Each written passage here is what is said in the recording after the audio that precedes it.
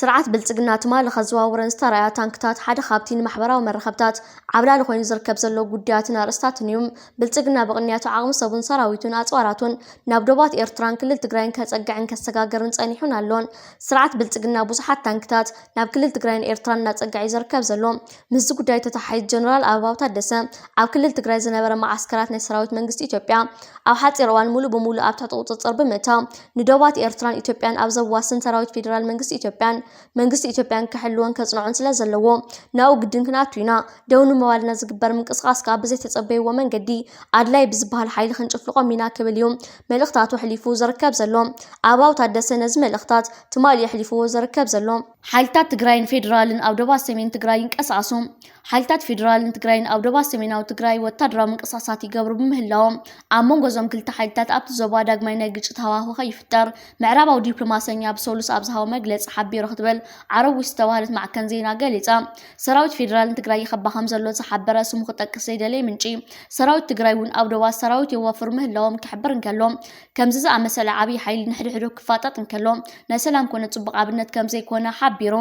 እቲ ኣብ ትግራይ ካብ 2020 ክሳብ 2022 استخايدو كينات أسا 600,000 كم زموتون أفريقيا وحبرت بمتقاس أبزها وحبريتا قاليتو كال زبيتا ومنشي كاوشت تقراي كم زقالتو كم ززا مسألة جزيف نيسراوت مغفار آزيو عجان عبو مخوانو أهقرا ومحبرسة من خمات زخل من نهار عقب كبل تسويعو بروبوغاندا سكير ومزركو كالزاتات بالتقنانات اللي علاقل تعامتها ندالو اللي نازبلو كينات نمشرطات تبقيسو مهلاو من تقراي دما بسالستا شنخ كاتو وانكيدو مهلاو من يزاربو لهم إذا قديمون بجنرالاتهم بيلوم كده صوت أنحو كبرو كينات بتكنولوجي تسنيم ኣብ ሓፂር እዋን ክዛዝምዎ ምዃኖም ብዘይ ሕንከት ክዛረቡ ይውዕሉ ብምህላዎም ኣዛራቢ ኮይኑሎም ንምዃኑ ዝልዕል 400,000 ሰራዊት ኣኽቲቶምሉ ዘለዎ ፍርዚ ኣብ ምንታይ ዕላማ ንምብጻሕ እዩ ብቐንዲ እዚ ኩናት እዚ ጀነራል ሳሞራ ዩኑስን ጀነራል ጻድቃን ክምራሕ እዩ ብብልጽግና ተወሲኑ ዘሎ ኢታማጆር ቡርሃን ጁላ ድማ ከም ጠቕላላ ማእኸላይ ከማዝኑ እዩ ንሳቶም ኣብ ሰነዳት ጽሒፎም ከም ዘለዉ ኣብ ታሪክ ኢትዮጵያ ነጥብ መቐየሮ ክኸውን ተባሂሉ ዝጅመር ዘሎ ይብል ኣብ ኢድና በፂሕና ዘሎ ሰነድ ከም ዘነጽሮ እዚ ስትራቴጂክ ኦፕሬሽን ክልተ መሰረታዊ ዕላማታት እዩ ዘጠቃልል ነቲ ኣብ ትግራይ ዝርከብ ሓይለ ፍሪስካ ሰንሰለት ናይ ፋኖ ትበትኽሞ ሓይሊ ኸናብ ደቡብ ኤርትራ ተጽግዕ እዚ ብቐንዱን ትግራይ ንምቁጻር የኽእል ጥራይ ዘይኮነ ንቓልሲ ህዝቢ ኣምሓራ እውን ዓፊንካ ንምቕታል ይኽእል ኣብ ካልኣይ መድረኽ ናይቲ ስርሒት ኣብ መንጎ ደቡብ ኤርትራን ኢትዮጵያን ገዚፍ ሓይሊ ብምቕማጥ ኣብ ልዕሊ ኤርትራ ከቢድ ፀቕጢ ብምግባር መንግስቲ ናይ ምግምጣል ውጥን ተተግብር እዚ ብዘይከኣለሉ እዋን ድማ ብምስምስ ኣብ ልዕሊ ኤርትራ ወራር ትፍጽም ስልታዊ ውጥናቶም بليتنال جنرال مسألة مسارة تجاجن جنرال صادقان زز قداماي جزيف حيلي ናብ ወገን ወልቃይትን ሕሞራን ጸገዲን ትእቱሞ ሓደ አንፈትካን ተከዘ ቆሪጽ ካን ኣብ ትግራይ እንዳደፋኻ ብሓደ አንፈትካ ድማ ካብ መሬት ሱዳን ከባቢ ኦም ሓጀርን ዝመጽ ጸረ መጥቃዕቲ ትከላኸል እዚ ብዘይ ምኽላፍ እንተተሳሊጡ ድማ ንማይ ኩሕሊ ማይ ባርያ ደም በሓበላ ሒስካ ናብ ከተማ ሸራራው ተኣቱ ካልኣይ ገዚፍ ሓይሊ ድማ ካከወታት ዛሬማን ራስ ዳሽንን ተበጊሱ ናብ ዓደርቃይ ማይ ጸብሪ እንዳባጉና ሒዙ አንፈቱ ናብ ከተማ ሽረ ይብል ካልኣይ አንፈቱ ድማ ንዛናት ቆጻጺሩ ናብ ሰለኽለኻን ወቅሮን ገስኪሱ ናብ ከተማ ኣክሱም ይኣቱ ካክሱም ድማ ናብ ከተማ ዓድዋ ይምራሕ እዚ ሓይሊ ዝብሌተናል ጀነራል ሰሎሞን እጤፋን ጀነራል ሳሞራ ዩኑስን ዝምራሕ ሳልሳይ ሓይሊ ድማ ብሌተናል ጀነራል ሰሎሞን እጤፋን ሌተናል ጀነራል ዘውዱ በላይን ዝምራሕን ንሓይልታት ፋኖ ደምሲሱን ብወልዲ ኣላማጣ ማይጨው ካብ ማይጨው ድማ ናብ ከተማ መቐለ ዝግስግስ እዩ ረብዓይ ውጥን ድማ ማዓረ ማዓርቲ ካልእ ሓይሊ ብኣብዓላ ቢሉ ናብ ከተማ መቐለ ዝግስግስ ብሌተናል ጀነራል መሐመድ ተሰማ ዝእዘዝ ሓይሊ እዩ እቲ ብሌተናል ጀነራል ይልማ መርጋሳ ዝእዘዝ ሓይሊ ኣየር ኢትዮጵያ ድማ ካብ ማዓስከር ኣየር ሃረርን 40 ምንጭን ኣሶሳን እንዳተበገሰ ብድሮን ነፈርቲ ኩናት ነቢሉ ነቲ ቅልጡፍ ዝብልዎ መጥቃዕቲ ዝሕግዝ ተወጢኑ ዘሎ እዚ ጠልዕ ዝመስል ፀወታ ዳማዚ ብልጽግና መላ ሓይሉ ካብ ከባብታት ወለጋ መተከል ጅጅጋ ሃረር ድሬዳዋን ካልኦት ከባብታትን ብምውፃእ እዩ ናብ ሰሜናዊ ክፋለት ሃገር ዘውሕዞ ዘሎ ድሮ እውን ኣቀዲሞም ካብ ሰራዊት ተፋንዮም ዝነበሩ ኣካላት ናብ ሰራዊት ክምለሱ ተፀዊዖም ኣለዉ ብኻሊእ ሸነኹን ብልጽግና ህዙፅ ድንጋጌ ኣዋጅ ክእውጅ ኣብ ምቅራባት ይርከብ أخيوا مبساسان شعتن سرع وعلى حبرة أفريقيا قبل الإيرترا استمحلالة في بينا وجدا بمخنانن بغلطف كل على كم تسوعن كمون إيرترا حانتي كمكتل بريزدنتات مبسا منين حدن أخيوا حافش بايت حبرات هجرات كوينا خطا قلقل كم زمرت أن تقلتهم أو إثيوبيا دي سوا بعصرت 14 لكاتيت أبستخيد مبساسان شعتن سرع وعلى حبرة أفريقيا استتصف اللوخ إيرترا أبكن دا أجندا نيت أخيوا بحافشان بفلايد ما أمم حياش من رجاز سلام سلطان متحوارن كمون أو حدش ሓሳብ ዓመታዊ ኣበርክቶ ኣባላት ሃገራት ኣመልኪቱ ብዛዕባ መርገጽ መንግስቲ ኤርትራ መብርህ ከም ዝቐረበ ተገሊጹ ንልኡኽ ኤርትራ ዝመርሐ ፈጻሚ ጉዳያት ኤምባሲ ኢትዮጵያን ቋሚ ልኡኽ ኣፍሪቃዊ ሕብረትን ሕብራት ሃገራት ቁጠባዊ ኮሚሽን ኣፍሪቃን ኣቶ ቢንያም በርሀ ኣብዚ ዓለማዊ ስርዓት ዝቕየረሉ ዘሎ እዋን ኣፍሪቃ ብዘሎ ዕድላት መሰረት ብምግባር ግቡእ ቦታ ንምርግጋጽ ሰላም ድሕነትን ንምሕላው ማሕበረ ቁጠባዊ ብድሆታት ንምፍታሕ ንህዝባ ንዝሓሸ ጸጋታት ምዝርጋሕ መደባት እታ ኣህጉር ብዕምቆት ምግምጋምን ምሕንጻጽን ከም ዘድሊ ኣተሓሳሲቡ ልኡኽ ኤርትራ ብመሰረት እቲ ኣብ ዝተፈላለዩ ኣህጉራዊ ዋዕላታት ንሕብረት ኣፍሪቃ ዝውክሉ ውልቀ ሰባትን ሃገራትን ንምምራጽ ዝቐረበ እማመ ሃገርና ሓንቲ ካብ ምክትል ፕሬዚደንታት መበ 81 ኣኼባ ሓፈሻዊ ባይቶ ሕብራት ሃገራት ኮይና ክተግልግል ከም ዝተመረጸት ኣፍሊጡ እቲ ኣኼባ ንሳልሳይ ግዜ ነቲ ኣብ ልዕሊ ኤርትራ ደቡብ ሱዳን ዚምባብዌ ዝተመሓላለፈ ቤናዊ እገዳ ብምኹናንን ብቕልጡፍ ክልዓል ዝድግፍ ውሳነ ኣጽዲቑ ብዘይካዚ በኣሜሪካን ኤውሮፓዊ ሕብረትን ኣብ ልዕሊ ኤርትራ ደቡብ ሱዳን ዚምባብዌን ዝተስገደደ ቤናዊ እገዳታት ዝነጽግን ብቕጽበት ክልዓል ዝሓትትን ውሳነ ንሳልሳይ እዋን ድሕሪ ምሕላፍ እስራኤል ንሶማሊላንድ ዝሃበቶ ቤናዊ ኣፍልጦ ብትሪ ዝኹንንን ከምኡውን ግዛእታዊ ሓድነትን ሉዓላውነትን ሶማል ክኽበር ዝድግፍ ውሳነ ኣጽዲቑ ኣብ መወዳእታ ፕሬዚደንት ቡሩንዲ ኢቫሪስ ዳይሺሚዬ ናይ 2026 እዋናዊ ኣቦ መንበር ባይቶ ሕብረት ኣፍሪቃ ኮይኑ ተመሪጹ ጎኒ ጎኒ እቲ ዋዕላ ልኡኽ ኤርትራ ክልቲኦም ብዙሕነታውን ዝምድናታት ንምድንፋዕ ዝዓለመ ርክባት ኣካይዱ ኣቶ ቢንያም በርሀ ብ14 ለካቲት ምስ ፕሬዚደንት ባንኪ ልምዓት ኣፍሪቃ ሲዲ ውልድጣ ኣብ ዝገበሮ ርክብ ኣብ መንጎ ኤርትራን እቲ ባንክን ጽቡቕ ስጉም ዘሎ ሽርክነት ንምሕያል ብወገን ኤርትራ ዘሎ ድልውነት ኣረጋጊጹ ሲዲ ውልድጣ ብወገኑ እቲ ሽርክነት ክሰፍሕ ከም ዝጽዕር ገሊጹ ልኡኽ ኤርትራ ብተወሳኺ ምስ ፍሉያት ወከልቲ መንግስቲ ጀርመንን ፖርቹጋልን ከምኡውን ዳይሬክተር ኮሚሽን ጸዓት ኣፍሪቃ ዘትዩ ብደረጃ ሚኒስትራትን መራሕቲ ሃገራትን ኣብ ዝተኻየደ ኣኼባታት ድማ ተሳቲፉ ብኣቶ ቢንያም በርሀ ዝተመርሐ ልኡኽ ኤርትራ ብዘይካዚ ብ13 ለካቲት ኣብ ዝተኻየደ ካልኣይ ጉባኤ መራሕቲ ሃገራት ኣፍሪቃን ኢጣልያን ከም ተሳተፈት ዝበጽሐና ሓበሬታ ኣፍሊጡ ነቲ ኣብ መንጎ ዩክሬን ሩስያን ዝካየድ ዘሎ ኩናት ደው ንኽብል ኣብ መንጎ ሩስያ ዩክሬንን ኣሜሪካን ዝተጀመረ ዘተ ሰላም ብዘይ ፍረ ተበቲኑ እቲ ኣብ ጄኔቫ ዝተኻየደ ስሉሳዊ ዘተ ትማል ሰሉስ ጀሚሩ ሎሚ ብስምምዕ ክድምደም እኳ ተፅቢት እንተነበረ ሎሚ 2 ሰዓታት ጥራይ ምስ ተዘራረቡ እዩ ብዘይ ፍረ ተበቲኑ ዋላ እኳ ልኡኽ ኣሜሪካ ስቲቭ ዊትኮፍ በቲ ዝተኻየደ ዝርርብ ተስፋ ከም ዘለዎ እንተገለጸ ልኡኻት ሩስያን ዩክሬንን ግን እቲ ዘተ ከቢድ ከም ዝነበረ እዮም ሓቢሮም እተን ካብ መጀመርታ ረብዒ ዓመት 2022 ጀሚረን ኣብ ኩናት ተጸሚደን ዘለዋ ዩክሬን ሩስያ ኣብ ጉዳይ ደውን ዝርዝራት ምቁራጽ ተኽስን ኣዝዩ ዝተረሓቐ ሓሳባት ከም ዘለዎን እዩ ተገሊጹ ዘሎ ኣብቲ ምዝራብ ምትእማን ክጥረ ከቢድ ምዃኑ ዝገለጸ ንሩስያ ወኪል ዝመጸ ልኡኽ ቭላድሚር ሜለንስኪ ካሊእ ኣኼባ ኣብ ቀረባ እዋን ክካየድ ተስፋ ከም ዘሎ ገሊጹ ፕሬዚደንት ዩክሬን ቮሎዲሚር ዘለንስኪ እውን ብሰንኪ ፍልይ መርገጽ ክልቲኦም ወገናት ነቲ ዘተ ቀሊል ኣይኮነን ክብል ገሊጽዎ ዩክሬናዊ ተዛታይ ሩስተም ኢሜሮቭ እቲ ዘተ ጽዑቕ ምንባሩን ምዕባልታት እኳ እንተነበረን ኣብዚ ደረጃ ዝርዝር ሓበሬታ ክህብ ከም ዘይኽእልን ኣፍሊጡ ሩስተም ኢሜሮቭ ብምስዓብ ኣብ መንጎ ኩሎም ወገናት ምትእስሳርን ምቅራብን ምፍጣርን እኹል ግዜ ዝሓትት ዝተሓላለኸ ስራሕ ይብል ዘለንስኪ ምዛም እቲ ዝርርብ ቅድሚ ምግላጹ ቀድመ ኣቢሉ ሩስያ ድሮ ኣብ መወዳእታ ደረጃ ክበጽሕ ዝኽእል ዝነበረ ዘተ ክትጎትት ትፍትነላ ክብል ከሲሱ ልኡኻት ክልቲአን ሃገራት ብመንጎኝነት ኣሜሪካ ኣብ ጥሪ ኣብ ኣቡዳቢ ተራኺቦም ምንባሮም ዝዝከር እዩ ላዕለዋይ መራሒ ኢራን ኣያቶላ ዓሊ ካሜኔ እቲ ዝሓየለ ሰራዊት ዓለም ማልሳይ ከም ዘይለዓል ክውቃዕ ይኽእል ብምባል ኣጠንቂቖም ካሜኔን ፕሬዚደንት ኣሜሪካ ዶናልድ ትራምፕ ኣብ ዝሃብዎ ምላሽ እዮም ነዚ መጠንቀቕታ ሂቦም ዘለዉ ዶናልድ ትራምፕ ዋሽንግተን ምስ ኢራን ኣትያቶ ምስ ዘላ ውጥጥ ብዝዛመድ ኣብ ዝረኸቦ ኣጋጣሚ ኩሉ ብዛዕባ ሓያልነት ሰራዊት ኣሜሪካ ብተደጋጋሚ ተዛሪቡ እዩ ናብ ኢራን መራኸቢ ኩናት ዘጸጋዐት ኣሜሪካ ኢራን ንዝቐረቡላ ቅድመ ኩነታት ተቐቢላ ኣብ ስምምዕ እንተዳ ዘይበፂሓ ስጉምቲ ከም ዝውሰዳ ትራምፕ ምጥንቃቑ ይፍለጥ ኣያቶላ ዓሊ ካሜኔ ኣብ ዝሃብዎ ምላሽ ፕሬዚደንት ኣሜሪካ ሰራዊቱ ዓለም እቲ ዝሓየለ ምዃኑ ብተደጋጋሚ ይዛረብ ሓደ ግዜ እቲ ሓያል ዝተባሃለ ሰራዊት ከም ዘይለዓል ተገይሩ ክውቃዕ ይኽእል ብምባል ኣጠንቂቖም እቶም ላዕለዋይ መራሒ ወሲኾም ኣሜሪካ ንመራኸቢ ኩናት ናብ ኢራን ከም ዝለኣኸት ብተደጋጋሚ ትገልጽ ምህላዋ ብምጥቃስ እተን መራኸቢ ሓደገኛ መሳርሒየን እንተኾነ እቲ ዝበለጸ ሓደገኛ እዘን መራኸብ ኣብ ትሕቲ ባሕሪ ክጥሕላ ዝገብር መሳርሒ ጸዋሪ እዩ ኢሎም ኣሜሪካ 3 ዓነውቲ መጥቃዕቲ ሚሳኤል ዝመርሓ ኤፍ-35 ዝዓይነትን ነፈርቲ ውግእ ሓዊሱ 9 ነፈርቲ ከምኡውን 5680 ሰራሕተኛታት ዝጸዓነት መርከብ ኣብርሃም ሊንከን ኣብ መወዳእታ ጠርናብ ዞባ ወሽመጥ ከም ዝተዋፈረት እኳ ተገለጸ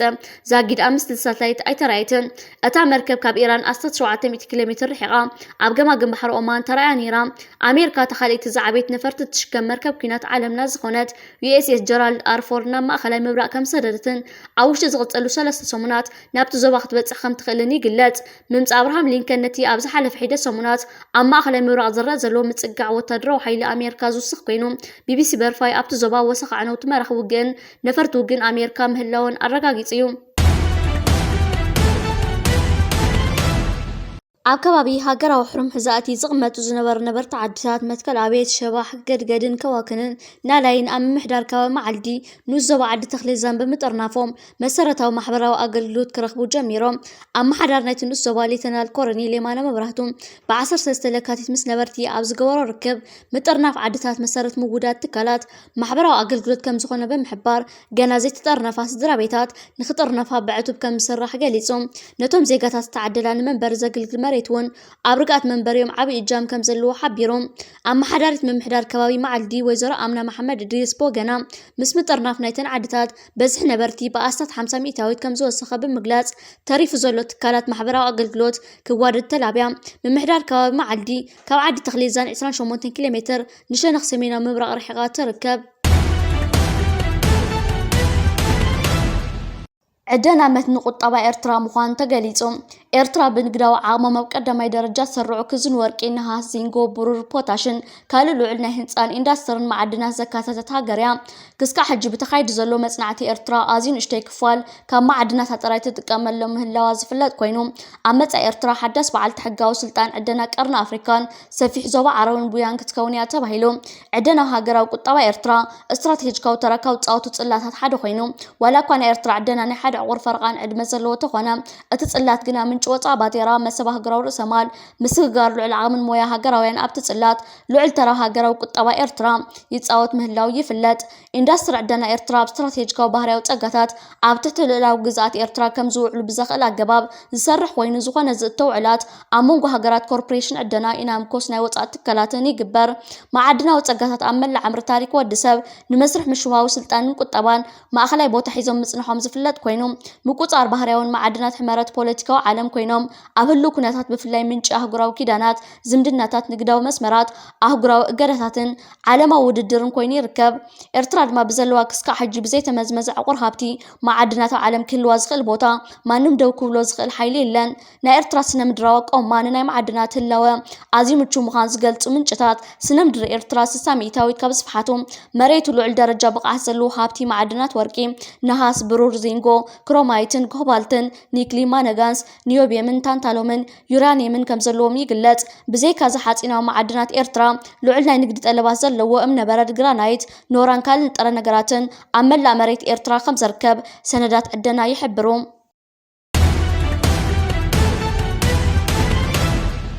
ዋና ጸሐፊ ውድ ሕራት ሃገራት ናብ ኤርትራን ኢትዮጵያን ዘነጻጸር መልእኽቲ ኣብ ሰደደሉ ኩናት ሱዳን ብህጹጽ ደው ክብል ጸቕጥ ክገብር ምዃኑ ሓቢሩ ዋና ጸሐፊ ውድ ሕራት ሃገራት ዝኾነ አንቶኒዮ ጉተሬስ ነቲ ኣብ ሱዳን 3 ዓመታት ኣቝጺሩ ዝርከብ ዘሎ ጎንፂ ንምፍታሕ ሕቡራት ሃገራት ዝያዳ ጸቕጥ ክገብር ምዃኑ ኣተንቢሁ ግጭት ሱዳን ንምህዳእ ምስ ኣፍሪቃዊ ሕብረት ሊግ ዓረብን ሃገራት ኳድን ብውህደት ዝሰርሕ ምህላው ዝገለጸ ውድ ሕራት ሃገራት ኣብ ባይታ ዝናድ ውጽኢት ብዘይ ምምጽኡ ብብዙሓት ወገናት ክንቀፍ ጸንሒዩ አንቶኒዮ ጉተሬስ ድማ ሕቡራት ሃገራት ኣብ ክልቲኦም ወገናት ጸቕጥን ምግባር አንቂዱ ምህላው ሓቢሩ ዋና ጸሐፊ ውድ ሕራት ሃገራት ኣብቲ ኣብ ዝሓለፈ ቀዳም ዝሃወ መልእኽቲ ከም ዝሓበሮ ሰብኣዊ ቅልውላው ሱዳን ቅልጡፍ ፍታሕ ክርከበሉ ጸውዒሎም ውግእ ሕድሕድ ሱዳን ካብ ጅምር ንድሓር ጥራይ ልዕሊ 205 ማእከላት ጥዕናዊ ኣገልግሎት ምዕናወን ዝሕብር ውድብ ጥዕና ዓለም ነቲ ብሰንኪ ሕፅረት መሰረታዊ ቀረባት ተፈጢሩ ዘሎ ሃገራዊ ጽዕንቶ መመሊሱ ዘጋድድ ምዃኑ ክገልጽ ጸንሒዩ ኣብ ሱዳን ካብ 2023 ነትሒዙ ኣብ መንጎ ሓይልታት ልዕላዊ ባይቶ ሱዳንን ሓይልታት ቅልጡፍ ወሃቢ ደገፍን ጎንፂ ካብ ዝለዓለ ድሓር ልዕሊ 13.6 ሚልዮን ሱዳናውያን ካብ መረበቶም ምፍንቓሎም ዝፍለጥ ኮይኑ ህይወት ኣማይት ኣሽሓ ሰባት ድማ ጠፍዩ ነቲ ግዳማውያን ሓይልታት ስቃይ ህዝቢ ሱዳን ኣብ ምንዋሕ ፃወቶ ዘለዎ ዓናው ተራ ዝነቅፍ ዋና ጸሐፊ ውድ ሕራት ሃገራት ዞባውያንን ኣህጉራውያንን ሓይልታት ኣብ ግጭት ሱዳን ዘካይዶ ዘለዋ ዘይቀጥታዊ ተኸፋልነት ኮኒኑ ኤርትራ ኣብዚ ሕጂ እዋን ኣብ ልምዓታዊ ገስጋስ ኣብ ትርከበሉ እዋን ሓደሽቲ ኬብላት እናተዘርግሑ ይርከቡ ከም ዝፍለጥ ኣስመራ ብወግዕ ህንፀት ኣባይቲ ከም ዝተጀመረ ድማ ኣይርስዕን ፋና ዓበይቲ ዓወታት የምዝግበሉ ኣብ ዘለውሉ እዋን ጀነራል ተገኝ ዝተባሃለ ካብቶም ላዕለዎት ኣዘዝቲ ጀነራላት ብልጽግና ተቐቲሉ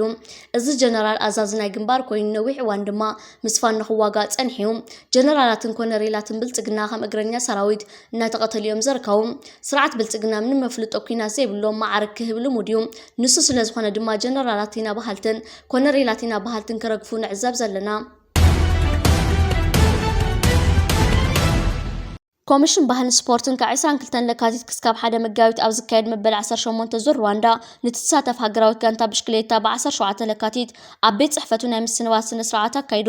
እታ ብኣሰልጣኒ ሳምሶን ሰሎሞን እትምራሕ ሃገራዊት ጋንታ እንተቀዳደምቲ በረሃዊ ቅዱስ ሄኖክ ሙሉብርሃን ናሆም ዘርአያ ፊት ሙልጌታን ናታን መድሃንየን ዝሓቆፈት እያ። ዳይሬክተር ቤት ጽሕፈት ኮሚሽን ባህልን ስፖርትን ኣቶ መኮነን ጎይቶም እታ ሃገራዊት ጋንታ ከምቲ ኣብ ዝሓለፈ ዓመታት ዝገበረቶ ለሙን ድሙቕ ዓወታት ክተምስግን ምዃና ዘለዎ እምነት ገሊጹ።